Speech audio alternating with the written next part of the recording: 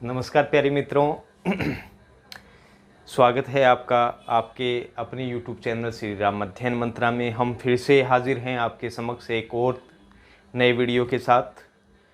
साथियों, वीडियो को पूरा समझने के लिए, कंटेंट को पूरा समझने के लिए बने रहिएगा वीडियो में शुरू से लेकर अंत तक। बड़ी ही अच्छी कविता और लंबी कविता चल रही है गजानन माधव मुक्तिबोध की अंधेरे में। मित्रों, जैसा कि मैंने बताया कि यहाँ कवि ने नागपुर के शुक्रवारी के पास जो घटना घटित हुई संप्रेस फैक्ट्री के अंतर्गत, उसी घटना वो घटना है वो कवि के मन के अचेतन भाग में चली गई थी और वो उनके स्वपन रील की भांति उनके हृदय में चल रही थी। वो उनको अभिव्यक्त नहीं कर पा रहे थे और उसी घटना का इस कविता में वर्णन किया गया है एक स्वपन के माध्यम से कि स्वपन के अंदर कैसे भाव चलते हैं, उसी का मनोवैज्ञानिक ढंग से यहाँ पे विवरण दिया गया है। साथियों, पीछे के वीडियो में हम लोगों ने देखा कि हृदय की जो अंधकार रूपी गुफा थी उसमें मशाल लिए हुए एक रक्त सनात पुरुष वहाँ दिखाई देता है, जो एक पुरुष नहीं, वो उनकी भावनाओं का एक रूप होता है, उनकी आत्मा का एक रूप होता है। तो साथियों, अब आगे बातचीत करते हैं इस कविता पे। छठा पद है इस कविता का और ये भाग नंबर 1 है कविता का। वह रहस्यमय व्यक्ति अब तक न पाई गई मेरी अभिव्यक्ति, पूर्ण अवस्था वह निज संभावनाओं निहित प्रभावों प्रतिभाओं की, मेरे परिपूर्ण का आविर्भाव, हृदय में रिस रहे ज्ञान का तनाव वह आत्मा की प्रतिमा, किंतु वह फटे हुए वस्त्र क्यों पहने हैं, उसका स्वर्ण वर्ण मुख मैला क्यों है, वक्ष पर इतना बड़ा घाव कैसे हो गया, उसने कारावास दुख झेला क्यों, उसकी इतनी भयावह स्थिति क्यों है, रोटी उसे कौन पहुंचाता है, कौन पानी देता है, फिर भी उसके मुख पर सीमित क्यों है, प्रचंड शक्तिमान क्यों दिखाई देता है। प्रश्न थे गंभीर, शायद खतरनाक भी, इसलिए बाहर के गुंजान जंगलों से आती हुई हवा ने फूंक मारकर एकाएक मशाल ही बुझा दी कि मुझको यूं अंधेरे में पकड़कर मौत की सजा दी। किसी काले डेस की घनी काली पट्टी ही आंखों पे बंध गई, किसी खड़ी पाई की सूली पर मैं टांग दिया गया, किसी शून्य बिंदु के अंधियारे खड्डे में मैं गिरा दिया गया, मैं अचेतन स्थिति में। अचेतन स्थिति, यहाँ दबाव दे की ये बात कही गई है। तो सबसे पहले तो इसके अर्थ को जान लेते हैं कि अर्थ क्या होगा। देखो, रहस्यमय व्यक्ति कौन है, यहां कौन होगा? रक्त सनात जो व्यक्ति था, रक्त सनात पुरुष या आंतरिक भावना आप कह सकते हो, आंतरिक भावना। अब तक न पाई गई मेरी अभिव्यक्ति। अभिव्यक्ति का अर्थ क्या होता है? भावना। पूर्ण अवस्था में, ये तो सीधा ही है। निज संभावनाओं, निज का मतलब मेरे मन की विभिन्न संभावनाएं। निहित प्रभाव, निहित का मतलब होता है आंतरिक, प्रभाव का अर्थ प्रभावों का अर्थ हो जाएगा प्रभाव, प्रतिभाओं का अर्थ क्या हो जाएगा? योग्यताओं।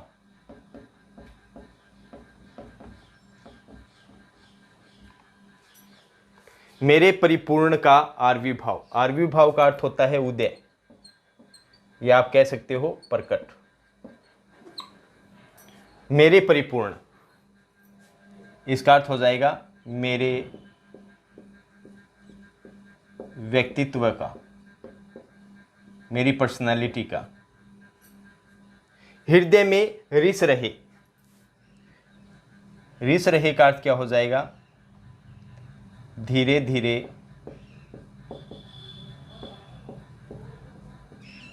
प्रकट हो रहे। ज्ञान का तनाव, इसका अर्थ क्या हो जाएगा?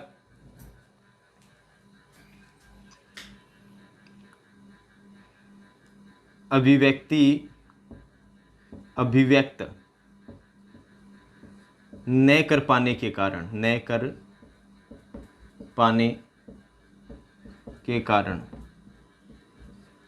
कवि का ज्ञान तनावग्रस्त है।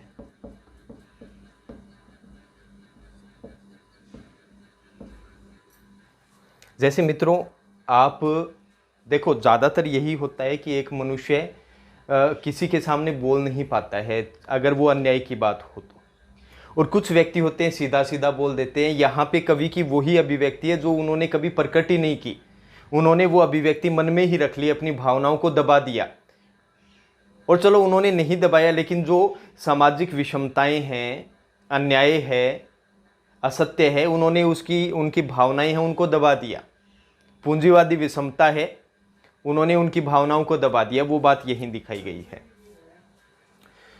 आत्मा की प्रतिमा, इसका अर्थ क्या हो जाएगा? आत्मा की प्रतिमा का अर्थ निराकार, निराकार आत्मा का साकार रूप, निराकार आत्मा का साकार रूप। निराकार मतलब जिसका कोई आकार न हो, और आपको पता है आत्मा का कोई आकार नहीं होता है, और उसी आत्मा का साकार रूप है जो दिख सके ऐसा रूप मेरे सामने प्रकट हो गया। किंतु वह फटे हुए वस्त्र क्यों पहने हैं? अच्छा, यहां फटे हुए वस्त्र ये किसका प्रतीक है? ये है पूंजीवादी।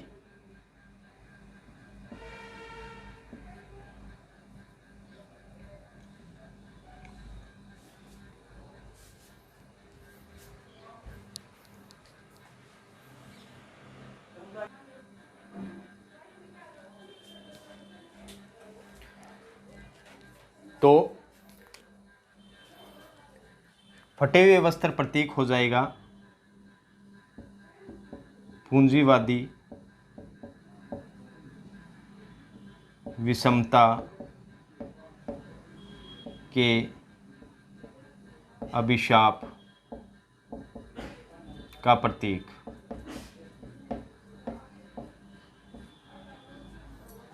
ये प्रतीक है साथियों, जैसा कि मैंने बताया बिंब, प्रतीक, फैंटेंसी आदि का प्रयोग यहाँ पर हुआ है। तो ये किसके लिए प्रतीक है? पूंजीवादी विषमता के अभिशाप का प्रतीक।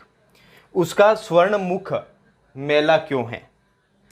स्वर्ण मुख मतलब सोने के रंग का, सोने के रंग का।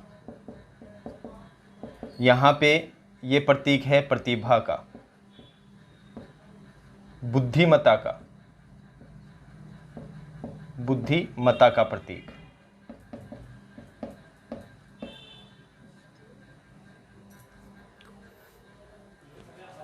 वक्ष पर इतना बड़ा घाव कैसे हो गया? अब देखो, वक्ष पर घाव, वक्ष पर बड़ा घाव, ये किसका प्रतीक है? ये प्रतीक है सामाजिक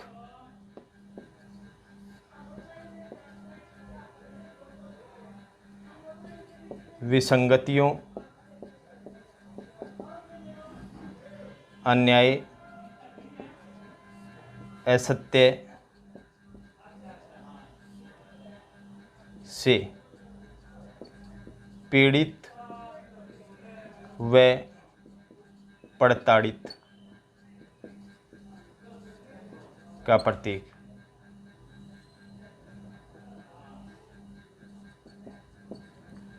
ठीक है। उसने कारावास दुख झेला क्यों?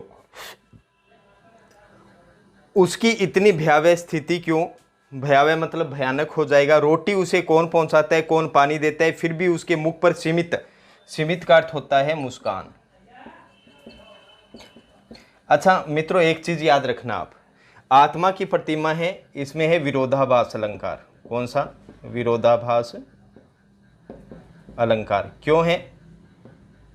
देखो, आत्मा की मूर्ति कभी नहीं बनती, भाई सीधा पढ़ें तो आत्मा की मूर्ति कभी नहीं बनती, तो विरोध का आभास हो रहा है। लेकिन अगर इसका अर्थ समझे तो जो निराकार आत्मा थी कवि की, जिसमें वो भावनाएं निहित थी, वो भावनाएं एक आकार के रूप में उसके समक्ष प्रकट हो जाती है, तो इसलिए इसमें विरोधाभास अलंकार हो जाएगा। ठीक है। प्रचंड भयंकर शक्तिमान क्यों दिखाई देता है, तो यहां प्रश्नालंकार आप कर सकते हो, क्योंकि यहां प्रश्न किए गए हैं। संदेह अलंकार भी कर सकते हो।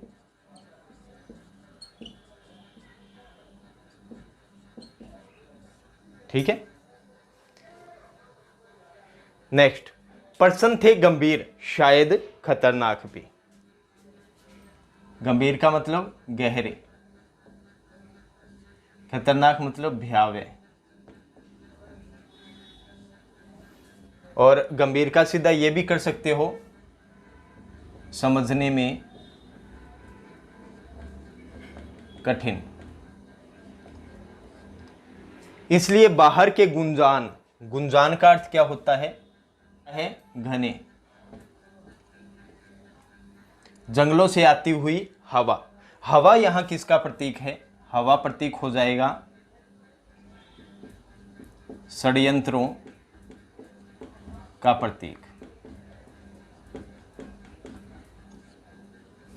फूंक मारकर एकाएक मसाल ही बुझा दी कि मुझको यूं अंधेरे में पकड़कर मौत की सजा दी। अब ये जो पंक्ति है, ये जो पंक्ति है, इसमें है उत्प्रेक्षा अलंकार।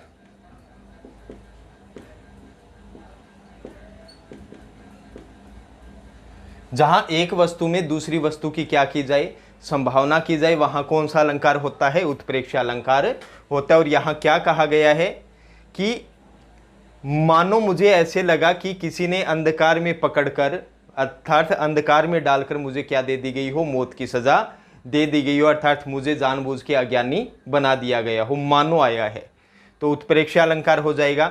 किसी काले डेस की घनी काली पट्टी ही। अच्छा, काले डेस ये एक वस्त्र होता है, अत्यधिक घना वस्त्र की घनी काली पट्टी। यहां देखो रूपक अलंकार आएगा, काले डैश रूपी घनी काली पट्टी। घनी का मतलब गहरी, तो यहां कौन सा? रूपक। आंखों पे बंध गई, किसी खड़ी पाई की सूली पर मैं टांग दिया गया। अब यहां पर भी रूपक है, खड़ी पाई रूपी सूली, खड़ी पाई रूपी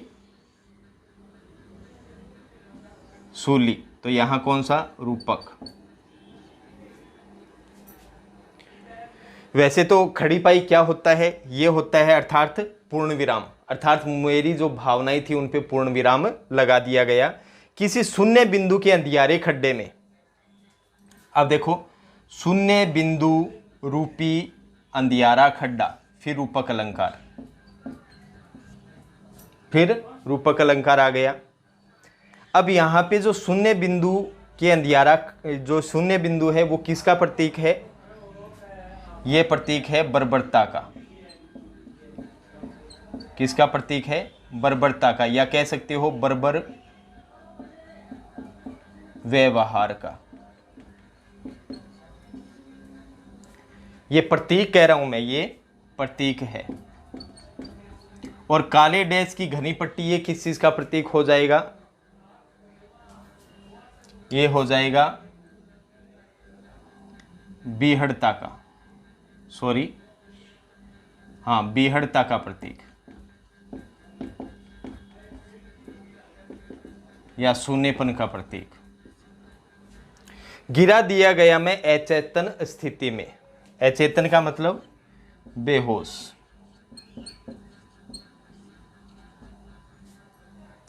तो ये साथियों इसका अर्थ हो गया। कुछ प्रतीक इसमें आए हैं वो बता दिए, अलंकार आए हैं वो आपको बता दिए हैं। तो साथियों अब इसका अर्थ देख लेते हैं। अब कवि गजानन माधव मुक्तिबोध कह रहे हैं कि जो अंधकार में मेरे सामने मसाल लिए, जो रक्त के उजाले में नहाया हुआ सनात पुरुष मिला था वो कोई रहस्यमय व्यक्ति नहीं था, बल्कि वो मेरी हृदय के अंतर्गत छिपी रहस्यमय क्या थी, अभिव्यक्ति थी, मेरी भावनाएं थी।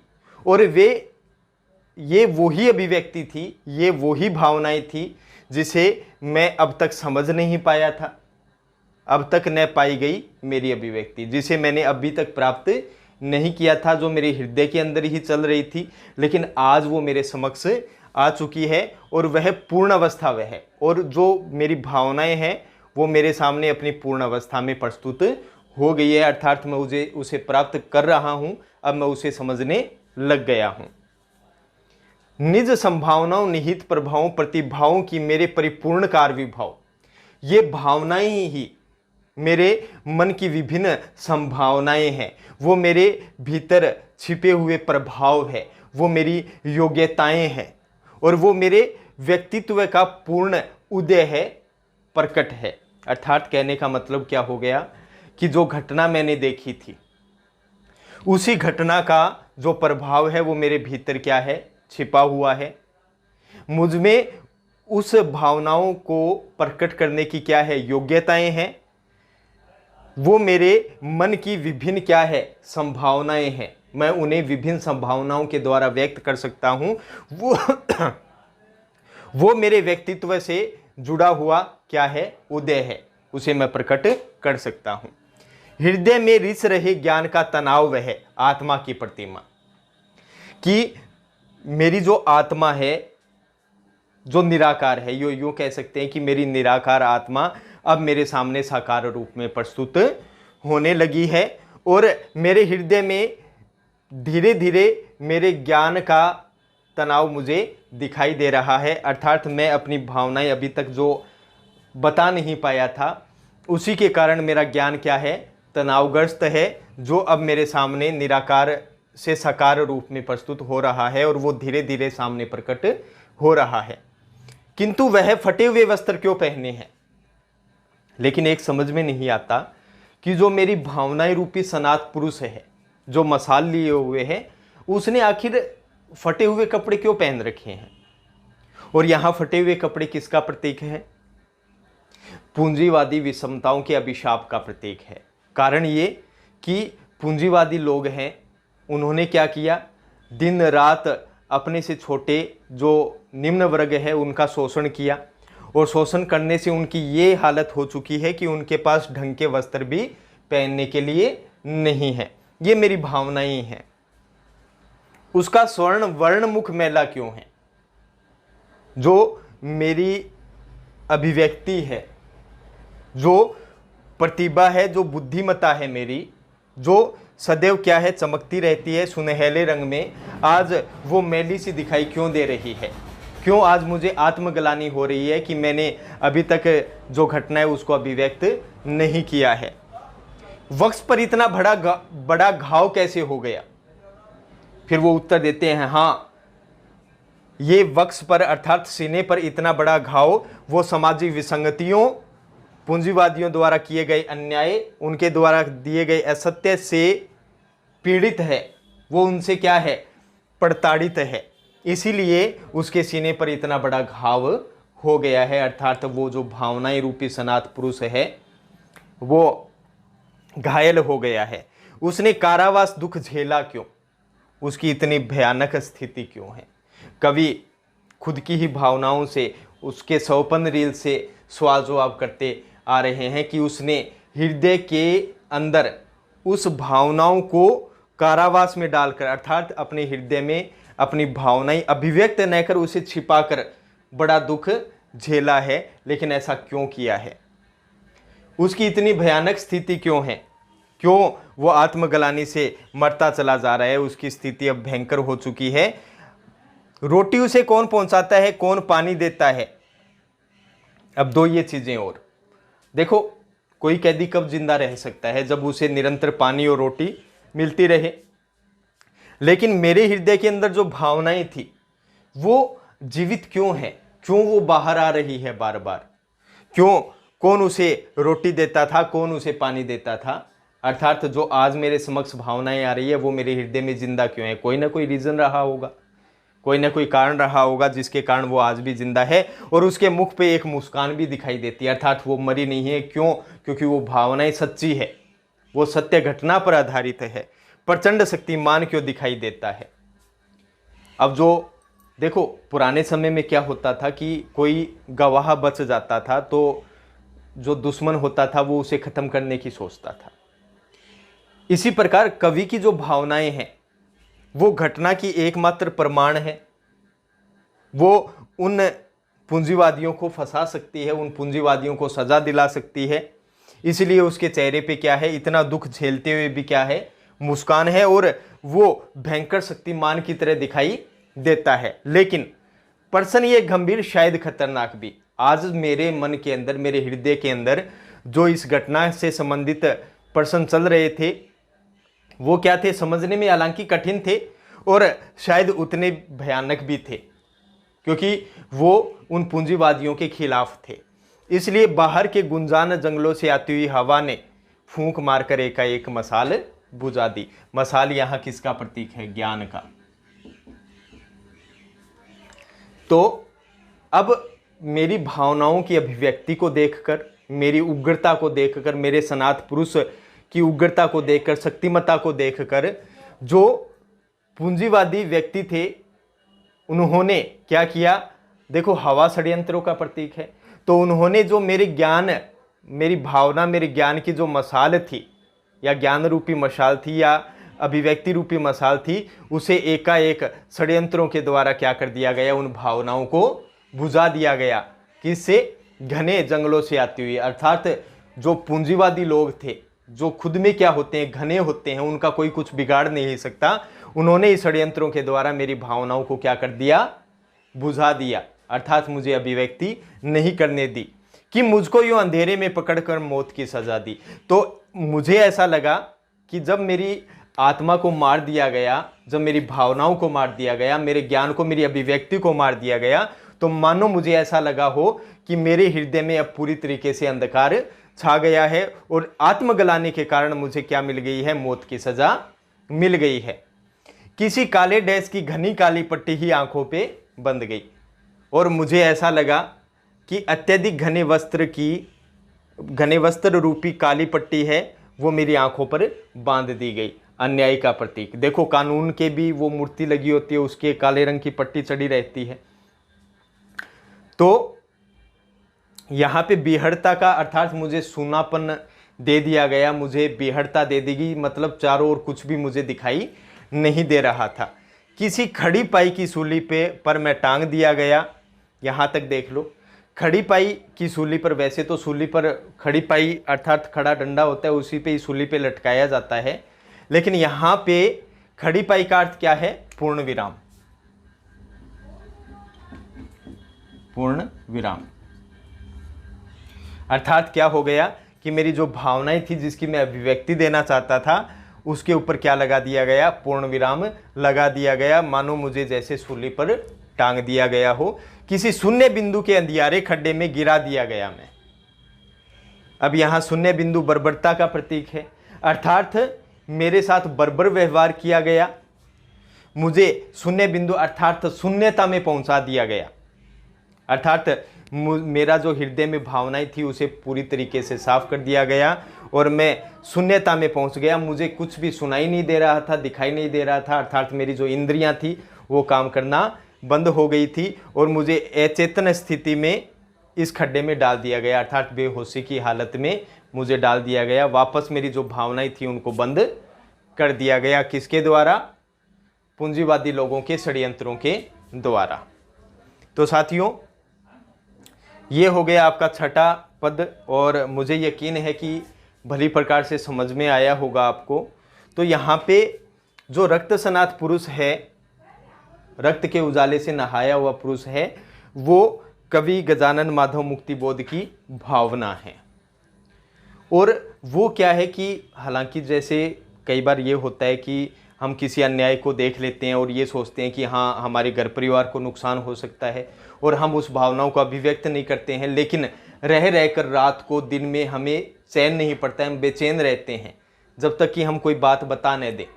वही कवि के साथ हो रहा है। कवि ने अपनी भावनाएं व्यक्त नहीं की जो उन्होंने घटना देखी, लेकिन रह रह के वो भावनाएं बार बार प्रकट हो रही है। वो भावनाएं अब तक मन में कैसे जीवित थी, ये सब प्रश्न उसमें उठ रहे हैं। और कैसे उन भावनाओं ने जब अभिव्यक्ति पाने की कोशिश की, जब वो पूर्ण रूप से शक्ति प्राप्त हो गई थी और वो अभिव्यक्त करने ही वाले थे कि जो षड्यंत्र का प्रतीक होते हैं पूंजीवादी, उन्होंने उसको मिटा दिया और उन्हें उनकी भावनाओं को पूर्ण रूप से पूर्ण विराम दे दिया, उन्हें वहीं पर चुप करवा दिया। फिल्मों में भी ऐसा ही होता है, गवाह को मार दिया जाता है उसकी शक्तिमत्ता को देखकर। तो मित्रों, नेक्स्ट वीडियो में नेक्स्ट पद के साथ मिलते हैं। अगर कुछ समझ में नहीं आता है तो आप कमेंट बॉक्स में कमेंट कर सकते हैं, और वीडियो को शुरू से लेकर अंत तक देखिए ताकि आपको ये चीज़ समझ में आए। तो बने रहिए श्री राम अध्ययन मंत्रा के साथ, और मैं विदा चाहता हूँ अनुराग छिंपा। जय हिंद, वंदे मातरम साथियों।